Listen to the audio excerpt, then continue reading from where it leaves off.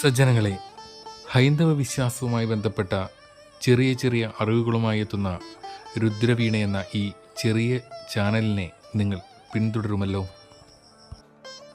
നിങ്ങൾക്കറിയാമോ, എല്ലാ ദുരിതങ്ങളും ദുഃഖങ്ങളും ദുരന്തങ്ങളും തടസ്സങ്ങളും ഇല്ലാതാക്കി ഐശ്വര്യവും സമൃദ്ധിയും സൗഭാഗ്യവും നേടാൻ ഒരേയൊരു മാർഗമേയുള്ളൂ: രാമായണ പാരായണം.